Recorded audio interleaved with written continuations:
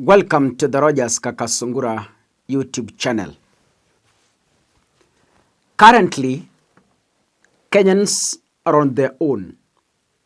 I hear Kenyans were saying, oh, we want to elect our fellow hustler. He understands the cost of unga. He understands the cost of salt. He understands the cost of a matchbox because he has been there. We are electing one of our own. In case of a problem, he understands us very well because he has previously been there. Yeah? You heard those slogans. You sit with pastors, reverends, prophets, intercessors.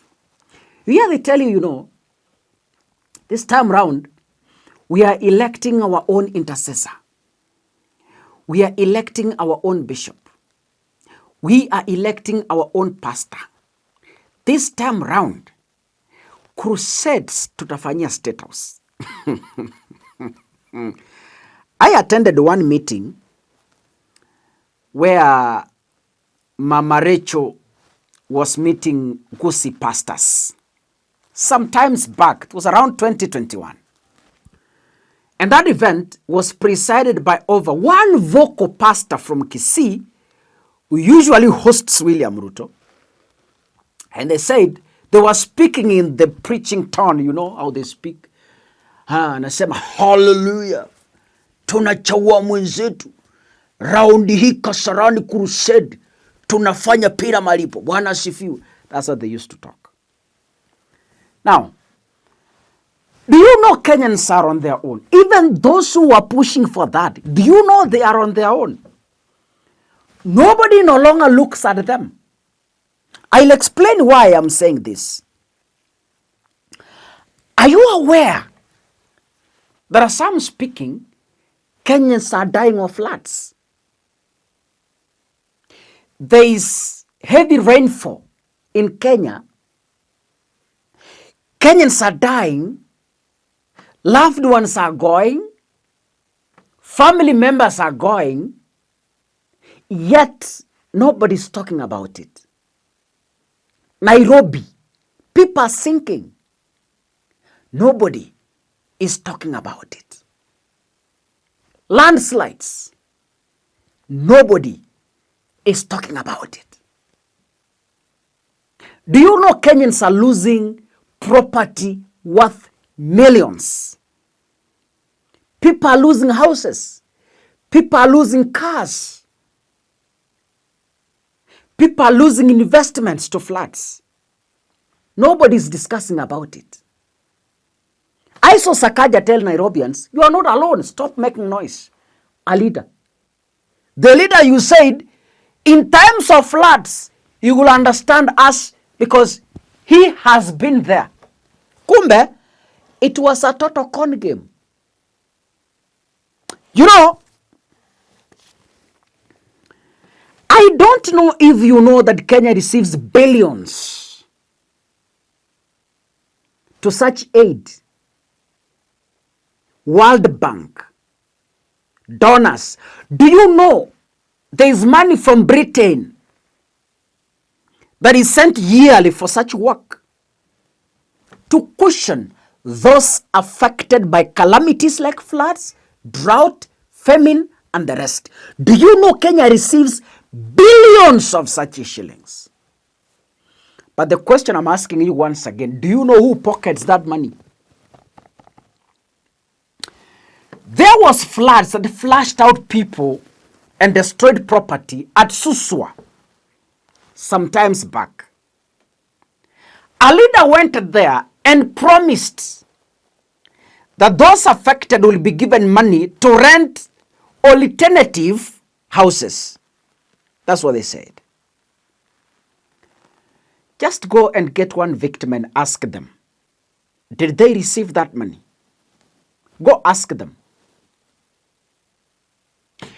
You know, Kenyans tunapenda tu kudanganywa and we just let politicians walk away with it.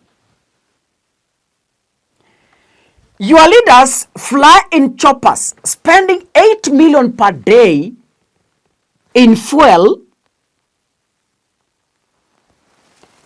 single day they are flying. So floods is not a bother to them because after all, it doesn't affect them. They don't walk. They don't trek as you do. Because after all, they can fly. So floods is not an issue to them. That is why as Kenyans die, as Kenyans lose property, you cannot hear politicians talk about it. Why? It never affects them. But in 2021, you are being told, we are one of you. We understand what you're going through. Are they understanding to that? They don't. Do you know these politicians cruise in fuel guzzlers, fueling using your own tax? Do you know that? No elected politician can fuel his or her car using his own money. Forget. Ni pesa yako kama tax. But mafuta ikipanda, do they care? Because after all, they don't fuel from their pockets. Do they care? Politicians, do they care? You heard. Kindiki spends 8 million on choppers every day. So mafuta ikipanda at the pump, it no longer affects them. Why? Because Kindiki can't go to his law firm, get money to come and fuel his chopper. Forget. That is your money. That is your tax. But when it comes to when you want help after losing property, nobody shows up. As of today, how many Kenyans have lost property to floods? How many have been given affordable houses as a cushion? How many today? Tell me. Just count. Tell me so and so was hit by floods, and today as we speak, he was given a house somewhere, a certain county. Hey, alipewa nyumba ya affordable houses. Nyumba za affordable houses mliambiwa zinajengwa mahustlers. How many hustlers have occupied those houses? For free. How many? But mliambiwa, we are one of you. Tunaelewa vile mnalipa rent, eh? We understand. How you pay electricity, tuna understand. How you pay water, we understand. We are now coming up with a solution to build the houses for you and you supported. Are you now occupying those houses? Ndugu zangu wa Kenya, who eats your money really? Nani anakula pesa yenu ya floods? Nani anakula pesa yenu ya njaa? Nani anakula pesa yenu ya ukame? Of course the culprits are known. They are known. You know them by name. Looters. You know how they steal that money. They stood tall here.